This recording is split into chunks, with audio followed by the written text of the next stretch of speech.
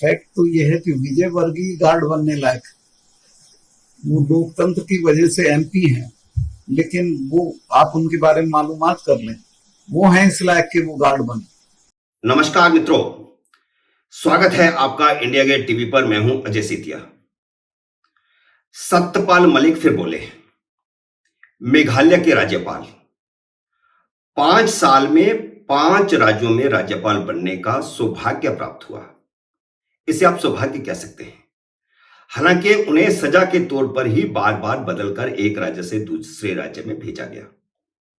उनके राज्यपाल पद पर अब सिर्फ 95 दिन बाकी रह गए और इन 95 दिनों का इस्तेमाल वह लगातार प्रधानमंत्री नरेंद्र मोदी के खिलाफ जहर उगलकर कर रहे हैं।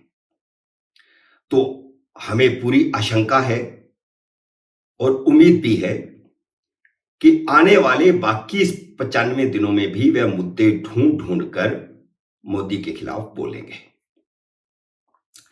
किसान आंदोलन का समर्थन करने, नरेंद्र मोदी को उद्योगपतियों का दलाल बताने और किसानों को हिंसा के लिए भड़काने के बाद अब उन्होंने अग्निवीर योजना के मुद्दे पर मोदी सरकार पर हमला बोला है।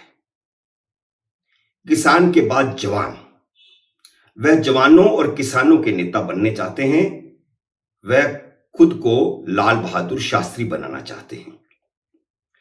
मोदी सरकार के खिलाफ बोलने के लिए वह जाने माने मोदी विरोधी मीडिया का इस्तेमाल कर रहे हैं। मैं उस मीडिया का नाम नहीं लूंगा।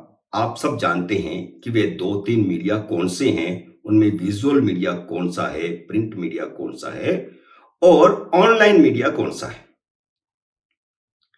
जब भी कोई विवादास्पद बात होती है और विपक्ष सरकार पर हमलावर रुख अपनाता है, वह मीडिया घराना भी मोदी सरकार के खिलाफ मुखर हो जाता है। उस समय वे लोग ढूंढे जाते हैं जो किसी महत्वपूर्ण पद पर हैं या रहे हैं। अलबत्ता इन सब मीडिया घरानों में सूची बना रखी है कि कौन कौन मोदी के खिलाफ बोल सकता है। उन्हें ढूंढकर उनका बयान लिया जाता है। उस सूची में अब सत्यपाल मलिक का ग्राफ काफी ऊंचा हो गया है। यानी मोदी विरोधियों में सत्यपाल मलिक का ग्राफ काफी ऊंचा है और मोदी सरकार ने ही, अलबत्ता नरेंद्र मोदी ने ही उन्हें राज्यपाल बनाया था। वह राज्यपाल पद पर रहते हुए बिना पद से इस्तीफा दे दिए मोदी सरकार के खिलाफ लगातार बोल रहे हैं, मुद्दे ढूंढ ढूंढ कर बोल रहे हैं, मीडिया को बुलाकर बोल रहे हैं या मीडिया उनको बुलाकर बोल रहा है। हाल ही में राजस्थान में जाटों की एक रैली में उन्होंने जाटों का अडानी के पानीपत गोदाम पर हमला करने के लिए जाटों को उकसाया था। उन्होंने कहा था कि अगर उनकी गिरफ्तारियां होती हैं तो वह भी उनके साथ जेल जाएंगे। अब राज्यपाल के नाते वह कैसे जेल जाएंगे और कैसे आकर के आंदोलन करेंगे, लेकिन तालियां बजवाने के लिए, वाहवाही लूटने के लिए वह इस तरह के बयान दे रहे हैं। उन्होंने मोदी सरकार पर हमला बोलते हुए यह भी कहा कि अग्निवीर योजना यह बताती है कि सरकार और गांवों के बीच दूरी बढ़ रही है। यानी मोदी अलोकप्रिय हो रहे हैं। किसान आंदोलन के समय भी उन्होंने यह कहा था और अब जवान आंदोलन के समय भी वे यही कह रहे हैं और उनको अग्निवीर भी बता रहे हैं, जबकि अग्निवीर तो तब बनेंगे जब उनकी नियुक्ति होगी। अभी तो वे बेरोजगार युवक हैं और उनको वो भड़का रहे हैं, क्योंकि बेरोजगार युवकों को भड़काना बहुत आसान होता है और उसका वह इस्तेमाल कर रहे हैं। अब तक 4 मुख्यमंत्री यह ऐलान कर चुके हैं कि अग्निवीर योजना में 4 साल की अपनी अवधि पूरी करने के बाद जब वे वापस आएंगे तो राज्य सरकारों में उन्हें नौकरी दी जाएगी। यही बात लोग डिमांड कर रहे हैं। मैंने भी अपने पुराने वीडियो में यही डिमांड की थी कि उन सभी को 25% को अगर सेना ऑब्जर्व कर रही है तो बाकी 75% को ऑब्जर्व करने की नीति सरकार को बनानी चाहिए। कुछ को अर्धसैनिक बलों में, कुछ को औद्योगिक संरक्षण में और कुछ को राज्य सरकारें पुलिस में समाहित करें। तो 4 मुख्यमंत्री इस संबंध में ऐलान कर चुके हैं कि उनके राज्य के जो लोग अग्निवीर की योजना के तहत 4 साल का कार्यकाल पूरा करेंगे, जब वे वापस आएंगे तो उन्हें नौकरी दी जाएगी। इस पर भी मुख्यमंत्रियों पर तंज कसते हुए उन्होंने युवाओं को भड़काया कि जो मुख्यमंत्री ये वादे कर रहे हैं कि वो नौकरियां देंगे, उनका ही भरोसा नहीं कि वे दोबारा मुख्यमंत्री बनेंगे या नहीं। वह इतने बड़े पद पर रहे हैं, सांसद रहे हैं, वह जानते हैं कि योजना सरकार की होती है, मुख्यमंत्री की नहीं होती। योजना जब बन जाती है, उनको नौकरी देने की योजना अगर बनाई जाती है तो वह सरकार की योजना होगी, वह मुख्यमंत्री की व्यक्तिगत योजना नहीं होगी।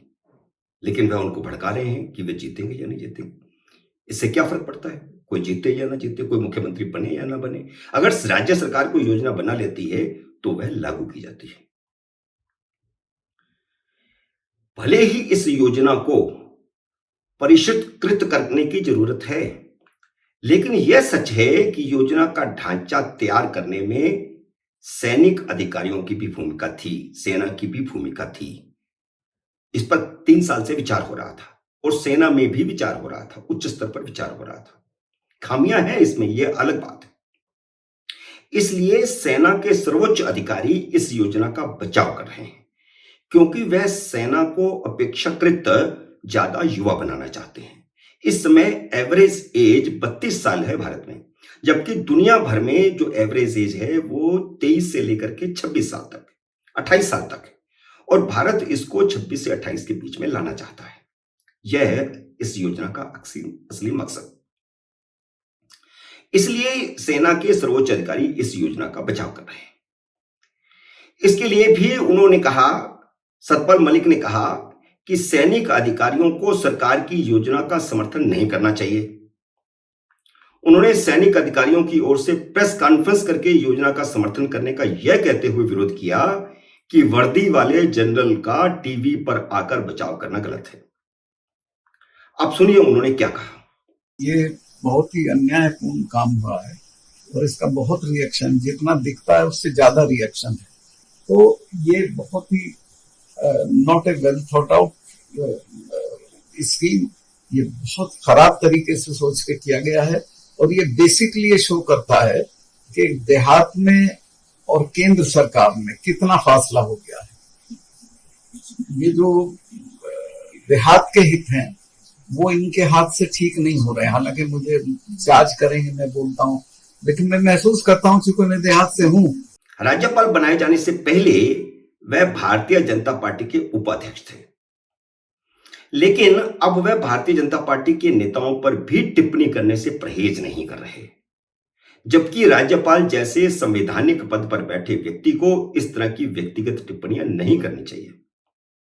लेकिन वे व्यक्तिगत टिप्पणियां कर रहे हैं नेताओं पर। भाजपा महासचिव कैलाश विजयवर्गीय का यह बयान काफी विवादास्पद हो गया था, जिसमें उन्होंने कहा था कि भाजपा कार्यालयों में सुरक्षा का जिम्मा पूर्व अग्निवीरों को दिया जाएगा। वैसे भी पूर्व सैनिक अनेक संस्थानों में सुरक्षा गार्डों की ड्यूटी पर रहते हैं। बाकायदा कुछ सुरक्षा एजेंसियां बनी हुई हैं जो पूर्व सैनिकों को भर्ती करती हैं और उनको फिर विभिन्न स्थानों पर नियुक्त करती है सुरक्षा के लिए। लेकिन खुद को सुसभ्य समझने वाले और सुसभ्य खुद को बताने वाले सतपाल मलिक ने कहा कि कैलाश विजयवर्गीय खुद गार्ड बनने लायक हैं। ये कितनी बड़ी टिप्पणी है एक राजनेता की तरफ से दूसरे राजनेता पर, और वह भी संवैधानिक पद पर बैठे एक राजनेता की तरफ से, जिसका अपना 40-45 साल का राजनीतिक अनुभव है, राजनीतिक कार्य है। उन्होंने कहा कि विजयवर्गीय खुद गार्ड बनने लायक है और लोकतंत्र की वजह से वे सांसद हैं। तो लोकतंत्र की वजह से आप भी एक बार 2 साल के लिए सांसद रहे हैं, फिर उसके बाद कभी नहीं जीत पाए। जनता ने आपको कभी नहीं जिताया। सुनिए इसके बारे में उन्होंने क्या कहा। फैक्ट तो यह है कि विजयवर्गीय गार्ड बनने लायक, वो लोकतंत्र की वजह से एमपी हैं, लेकिन वो आप उनके बारे में मालूमात कर लें, वो हैं इस लायक के वो गार्ड बने। सरकार की लगातार आलोचना के बावजूद वह राज्यपाल पद से इस्तीफा नहीं दे रहे। उन्होंने कहा कि वह बोलना बंद नहीं करेंगे। मोदी जी एक बार बोल दें तो वह राज्यपाल पद से इस्तीफा दे देंगे। मोदी जी क्यों बोल दें? उन्होंने नियुक्त किया है। आपको अच्छा नहीं लग रहा, आपको उस सरकार की नीतियां अच्छी नहीं लग रही, उस सरकार की योजनाएं अच्छी नहीं लग रही, तो आप इस्तीफा देकर बाहर आइए, आकर संघर्ष करिए जनता के बीच में, विपक्षी दल में शामिल हो जाइए, नहीं तो अपना दल बना लीजिए, लेकिन आप पद पर बैठे। मित्रों, उम्मीद है मेरा ये वीडियो आपको पसंद आया होगा। इसे लाइक करिए, शेयर कीजिए।